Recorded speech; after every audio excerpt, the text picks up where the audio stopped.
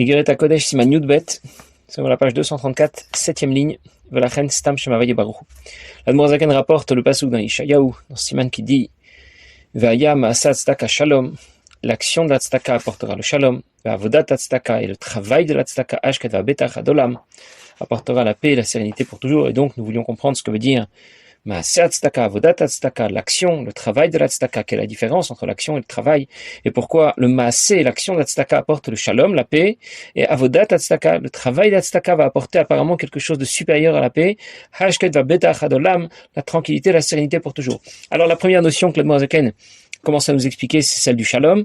Et pour que l'on comprenne ce que représente le shalom dans notre monde, il nous explique d'abord ce que représente le shalom dans les mondes au-dessus du nôtre. L'Admor Zaken a cité le pasuk qui dit Oh, c'est shalom bimromav, qui explique qu'Akadosh Baruch Hu intervient pour accorder Chesed et Gvura, Michael et Gavriel, qui sont associés au feu et à l'eau. Le shalom, la paix, sera obtenu quand Akadosh Baruch Hu Ein Sof se révèle. Les midot Chesed et Gvura, qui sont opposés au départ, vont se conjuguer, s'associer, travailler ensemble, fonctionner ensemble, sans qu'aucune des deux ne disparaisse ou ne soit écrasée par l'autre.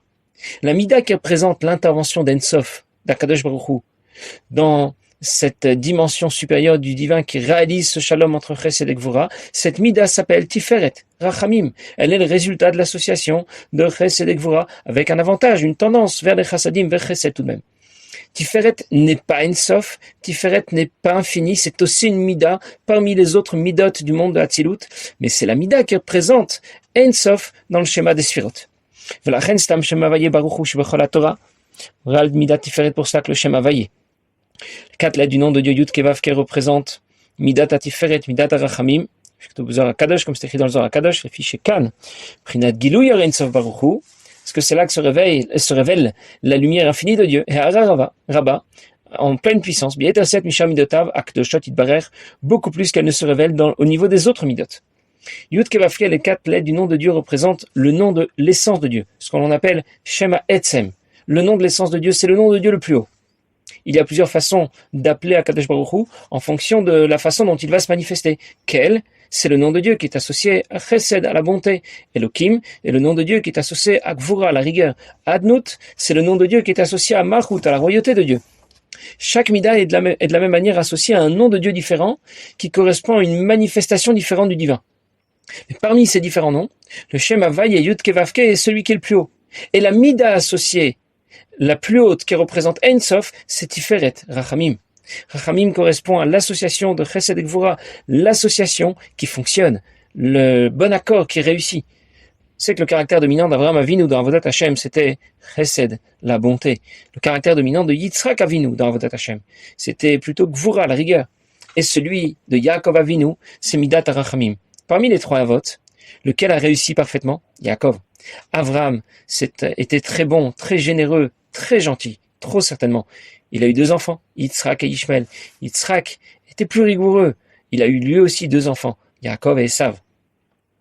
Et Yaakov a su accorder ces 2 tendances, celle d'Avraham et celle de Yitzhak. Il savait être parfois bon et généreux. Et en même temps, il savait aussi parfois être sévère et rigoureux, quand il le fallait, quand c'était nécessaire. Yaakov a eu 12 garçons, c'était les 12 Shvatim. Et de la même manière dans l'éducation des enfants, trop de souplesse, comme Avraham, ou trop de rigueur, comme Yitzhak, ça ne marche pas, ça ne fonctionne pas. Il faut savoir bien doser la souplesse et la rigueur, et les associer ensemble. C'est le bon accord de Chesed et Gvura que l'on trouve dans Midat HaRachamim, qui est la Midat de Yaakov.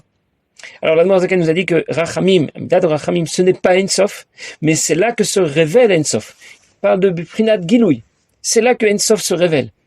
Ein Sof se révèle dans l'association de Chesed et Gvura, et cette association se produit au niveau de Tiferet Rachamim. Le Shem Havai, nom qui désigne donc Shema Etzem, le nom de l'essence de Dieu, une émanation du divin supérieure aux autres midot, supérieure à Chesed et Gvura, va se manifester et se révéler au niveau de Midat HaRachamim, Tiferet. Alors je récapitule.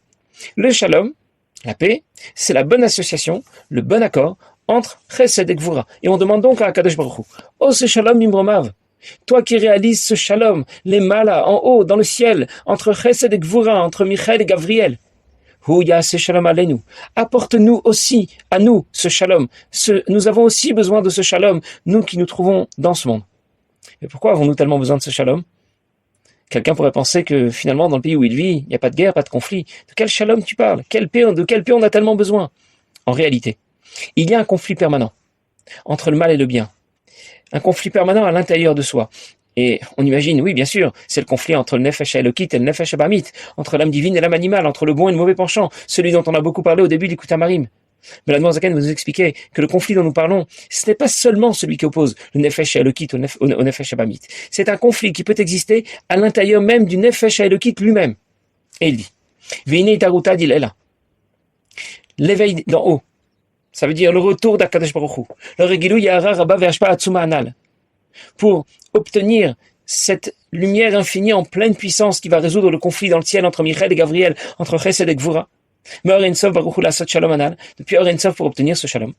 Et Bitaruta Diltata, comment on provoque tout cela? Par notre effort. Bemaase Atzdaka, en donnant la Tzedaka Vashpat Chaim, Chen Vachesed Verachamim, en apportant la vie, la bonté, la miséricorde, les mandelet, les migameklum, celui qui n'a rien.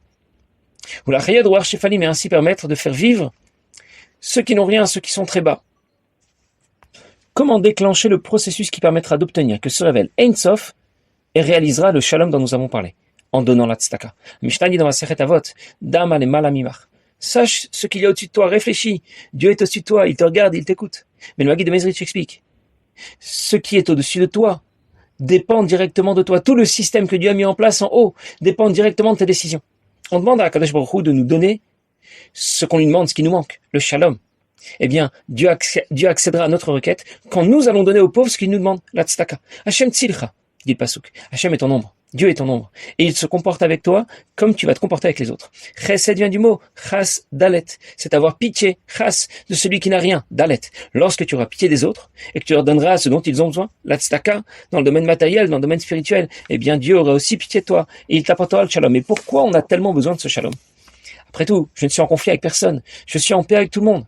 Un jour, quelqu'un est venu voir le rabbi. Il est venu le voir en se présentant. Non, je viens vous voir au nom de l'Organisation pour la paix entre les Juifs et les communautés.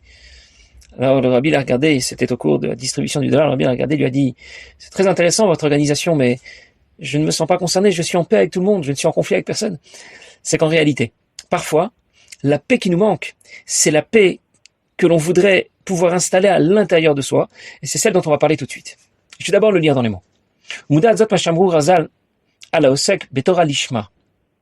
Nos maîtres ont dit au sujet de celui qui apprend la Torah Lishma, pour Akadosh Baruch Hu. Lishma, ça veut dire pour son nom, pour le nom de la Torah, ça veut dire pour Dieu uniquement. Mais Sim Shalom, Mata. Il apporte la paix dans les mondes d'en haut et les mondes d'en bas. On a mille raisons différentes de vouloir étudier la Torah. Je peux étudier la Torah chez l'Olishma. Ce n'est pas pour la Torah, c'est pour que tout le monde le sache. C'est pour être respecté, pour être apprécié, pouvoir répondre aux questions qu'on me pose et ne pas passer pour un ignorant, pour gagner de l'argent peut-être, je ne sais pas. Ou bien, je peux étudier la Torah l'Ishma, c'est pour la Torah, uniquement pour Akadosh Baruch Hu, sans aucun autre intérêt. Et nous, bien sûr, on navigue un peu entre ces deux extrêmes. C'est un peu ou beaucoup l'Ishma, et un peu ou beaucoup chez l'Ishma. Notre objectif sera bien sûr de déplacer le curseur dans la bonne direction. Cette situation, qui est difficile, c'est le résultat au départ de la faute d'Adam Arishon. Au départ, Dieu a créé le mal. Le mal existe, mais il n'intervient pas dans notre vie. Il n'intervient pas dans notre monde. Il est rangé dans le placard. Quand Adam Arishon a désobéi, il a mangé de l'arbre de la connaissance du bien et du mal. Il a introduit dans le monde le mal. Il a introduit dans notre vie le mal. Il a introduit dans chaque chose positive un peu de mal. J'étudie la Torah. Je pratique les mitzvot. J'essaie de le diffuser autour de moi. Je fais miftsaïm. Je n'y vais jamais tout seul. J'y vais un peu avec mon nefesh abamit. On raconte de Rabbi Yitzhak Mibarditchov. Lorsqu'il était encore jeune, il venait de se marier il n'y a pas très longtemps et son beau-père a voulu que ce soit lui qui sonne du chauffard le jour de Rosh Hashanah. Alors il est devant la bima avec son talit sur la tête. Le chauffard est posé sur la bima. Il prend le chauffard. Il se prépare à sonner, il le repose. Et puis de nouveau, il reprend le chauffard, il se prépare à sonner et puis il le repose. Et comme ça 2-3 fois jusqu'à ce qu'à la fin, il dit, et tout le monde l'a entendu, si tu es un lamdan et si tu es un chassid, tu n'as qu'à sonner tout seul du chauffard. Et il pose le chauffard et il s'en va. Bon, finalement, quelqu'un d'autre a pu sonner du chauffard, mais son beau-père a eu très honte. Il ne le connaissait pas encore, il ne connaissait pas sa grandeur. Il a été le voir ensuite, il lui a dit, mais qu'est-ce qui s'est passé? Pourquoi tu n'as pas sonné du chauffard? Alors il a expliqué à son beau-père. Quand je me suis préparé à sonner du chauffard, mon nefesh abamit, mon âme animale, est venue me voir. Elle m'a dit, tu sais quoi, tu vas sonner du chauffard, c'est une bonne idée. Je voudrais sonner avec toi. On va sonner ensemble. Ça veut dire, on va sonner du chauffard, mais tu vas y gagner quelque chose. On va parler de toi. On va raconter ensuite comme tu as bien sonné du chauffard, comme tu as été très précis dans la réalisation de chaque son. Alors j'ai répondu à mon Nefesh Abamit, je ne suis pas d'accord. Je ne veux pas sonner avec toi du chauffard. Je veux sonner seul. Moi, je suis un lamdan. J'ai beaucoup appris la Torah chez le Maguid de Mezrich. Alors mon Nefesh Abamit m'a répondu, mais j'étais avec toi quand tu as appris la Torah chez le Maguid de Mezrich. Moi aussi, je suis un lamdan. Alors je lui dis, mais chez le Maguid, je n'ai pas appris que le Niglé, la partie révélée de la Torah. J'ai appris la Chassidoute. Je suis un chassid. Et mon Nefesh Abamit m'a répondu, moi aussi, je suis un chassid. J'ai appris la Chassidoute avec toi. Alors je lui ai répondu, si tu es un lamdan, et si tu es un chassid, tu n'as qu'à sonner du chauffard tout seul. Alors bien sûr, il a voulu faire passer le message pour que l'histoire fasse son chemin et qu'on apprenne à pratiquer les mitzvot, à étudier la Torah davantage, l'ishma. Mais c'est l'idée que depuis la faute d'Adam Arishon, il n'y a pas un moment où on va étudier la Torah, pratiquer une mitzvah, faire des choses magnifiques et extraordinaires sans que le mal vienne s'immiscer un petit peu dans toute notre affaire. Alors pour réparer cette faute, nous devons depuis faire ce qu'on appelle très couramment dans la chassidoute le bérour. Le tri, ça veut dire expurger le mal pour ne conserver que le bien. Faire le birour de sa propre personne, du monde autour de soi, c'est réparer la faute d'Adam Rishon. L'Admor Zaken nous parle d'étudier la Torah l'Ishma, ça veut dire complètement l'Ishma. Évidemment, tu apprends la Torah. Tout le monde est persuadé que tu es sincère. On sait bien que tu n'es pas un hypocrite. Mais quelque part, tu penses tout de même à ce que ça va t'apporter personnellement. 0,5%, 1%, 10%, 50% ou pire. Mais dès que ça t'apporte quelque chose, dès que tu en profites aussi un peu, ce n'est plus 100% pour Akadosh Baruch Hu. Ce n'est plus 100% l'Ishma. C'est bien d'être proche de Dieu, Kirvat Elokim Tov, ou bien c'est bien pour moi d'être proche de Dieu, Kirvat Elokim Li Tov. On doit s'engager dans tous les cas, étudier la Torah, pratiquer les mitzvot, même chez l'Olishma, même si au départ, on n'y est pas vraiment. Mitor chez l'Olishma, Balishma, on nous promet que les choses vont s'arranger et que ça va s'améliorer. Mais on doit tout de même viser cet objectif, expurger de notre service de Dieu tout intérêt personnel. On raconte qu'un jeune homme à l'époque, l'Admor Hazaken n'appartenait pas à la communauté des Chassidim. C'était très mal vu à l'époque. Il s'est marié et il étudiait la Torah jour et nuit pendant 12 heures. 18 heures peut-être. Il étudiait la Torah dans la pièce la plus haute, en haut de la maison, en haut de l'escalier, pour ne pas être dérangé, pour être tranquille. Et finalement, il a entendu parler d'Admor Hazaken. Il a entendu parler de la Chassidoute. Il a décidé d'aller voir de quoi il s'agissait. Et il a tout de suite été convaincu. Il est devenu un chassid d'Admor Hazaken. Mais depuis qu'il est devenu un chassid d'Admor Hazaken, il étudiait beaucoup moins. Il étudiait plus que 3 heures par jour. Alors son beau-père n'était pas d'accord. Déjà, il voyait d'un très mauvais œil que son gendre soit devenu un chassid. Mais en plus, il a beaucoup diminué dans son étude de la Torah. Alors, il a décidé d'aller voir l'Admor Hazaken, d'aller se plaindre. Après tout, c'est un peu de sa faute. Et quand il lui a présenté sa réclamation, l'Admor Hazaken lui a dit que le plus simple, ce serait d'appeler son gendre et de lui demander pourquoi il y a eu un si grand changement. Alors, son gendre lui a dit, Rabbi, je vais vous avouer ce qui s'est passé, je vais vous raconter toute la vérité. Au début, j'apprenais, c'est vrai, 18 heures par jour. 3 heures, j'apprenais pour mon beau-père. 3 heures pour ma belle-mère. 3 heures pour ma femme, pour qu'il sache que j'étudie la Torah, qu'on me voit étudier. 3 heures pour le chat, parce que parfois le chat montait les marches de l'escalier. Je croyais que c'était quelqu'un qui venait voir ce que je faisais, et donc j'étudiais davantage. En réalité, c'était pas ma belle-mère qui arrivait de la cuisine, c'était tout simplement le chat qui montait les escaliers. Et 3 heures, j'étudiais tout de même la Torah pour Akadosh Baruch Hu. Parce que je suis un juif tout de même. Et un juif doit étudier la Torah. Depuis que je suis devenu un chassid, j'ai déjà éliminé toutes les mauvaises raisons pour lesquelles j'étudie la Torah. Alors maintenant, j'étudie plus la Torah que 3 heures. 3 heures, mais 3 heures uniquement l'Ishma. Et si Dieu veut, bientôt, je vais progresser, avancer, étudier davantage. Et c'est pour cette raison qu'en quantité, j'étudie beaucoup moins la Torah.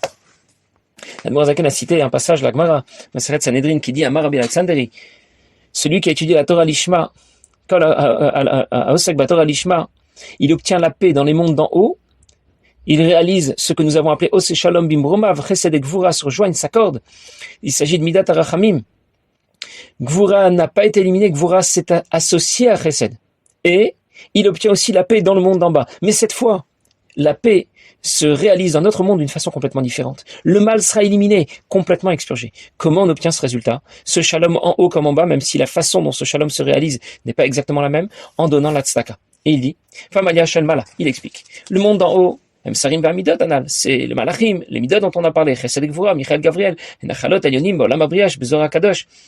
Tout cela se produit dans les espaces dans lesquels évoluent les Malachim, dans les mondes de Bria, ce dont on parle dans le Zohar. Famaya Shel Mata, et les mondes d'en bas. Ce sont les mondes les plus bas. Et spécialement notre monde dans lequel se trouve le mal, dans lequel le mal a été introduit depuis la faute d'Adam Rishon. Et le mal domine le bien. On dit que l'homme domine l'homme du mal domine l'homme du bien. L'homme il y a un conflit permanent entre les deux. Une nation sera plus grande que l'autre nation, a dit Shem Ever. On dit à la mère de Yitzhak et de Esav, quand elle s'interrogeait au sujet de ce qui se passait à l'intérieur, comme on le voit bien au niveau de l'homme, qui est appelé un petit monde,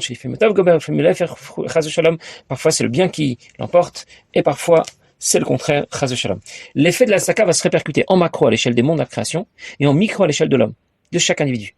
Comme lorsque le Rabbi annonce que la Géoula est là, qu'il n'y a plus qu'à ouvrir les yeux. C'est parce que pour lui, en micro, il vit déjà la Géoula. Mais pour nous, pour le reste du monde, en macro, la Géoula n'est pas encore là. Et l'Admor Zaken a expliqué que depuis la faute d'Adam Rishon, le mal s'est introduit dans la création. Quand un homme vient naître dans ce monde, c'est le mal qui prend position le premier. On comprend un peu mieux maintenant dans quel conflit on est engagé. Et pourquoi on a tant besoin qu'Akadosh Baruch Hu nous apporte ce shalom pour résoudre ce conflit, en faisant disparaître le mal. Alors on comprend donc de quelle manière le mal vient s'immiscer insidieusement, même quand on réalise quelque chose de bien, et pour ça on va avoir besoin de l'aide d'Akadosh Baruch Hu pour qu'il nous aide à résoudre ce conflit, et on obtiendra l'aide d'Akadosh Baruch Hu, ce shalom dont on a parlé, lorsque nous aussi, nous allons donner la tzedaka. Passez une bonne journée.